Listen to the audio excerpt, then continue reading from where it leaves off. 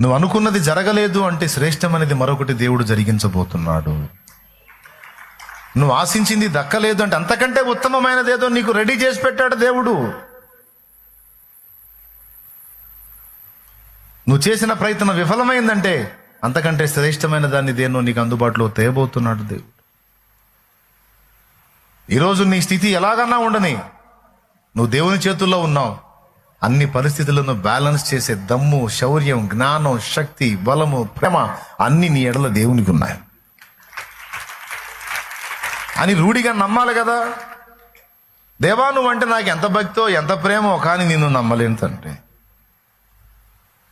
చాలా మంది భక్తులు ఇలానే ఉన్నారు, పేరుకే భక్తులు, భక్తి లేని భక్తులు.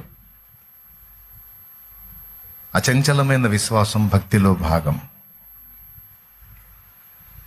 అందులోని దేవుని భయం, నచ్చనివి మానుకోవాలన్న తపన, దేవునికి నచ్చనివి మానేయాలన్న తపన. దేవుడు దీన్ని ఇష్టపడ్డాడని దాని గురించి వానికి ప్రసవ వేదన, ఆమెకి ప్రసవ వేదన ఉంటుంది. గుల్లగుల్లైపోతాడు. ఎవ్వడు కొట్టాల్సిన అవసరంలో భక్తుడిని, దేవునికి నచ్చని పనులు చేసి ఎవ్వడు కొట్టాల్సిన అవసరం, వాడిని వాడే కొట్టుకుని కొల్లబొడుచుకుంటుంటాడు. భక్తురాల హృదయం కూడా అంతే. ఆమెను ఎవరు కొట్టాల్సిన అవసరం, ఏదైనా అడుగు జారిందంటే తను తానే పొడుచుకుంటుంది. అంటే నిజంగా కత్తి తీసుకొని పొడుచుకోవటం కాదు, మనసులో తను పొడుచుకుంటుంది. మీరు ఇంటికి పోయి భక్తి నిరూపించుకుందాం అని కత్తి తీసుకొని కిచెన్లో టపిమ్మని పొడుచుకొని నేను భక్తురాలను అనేరు, పోతారు. అది ఆత్మహత్య అవుతుంది.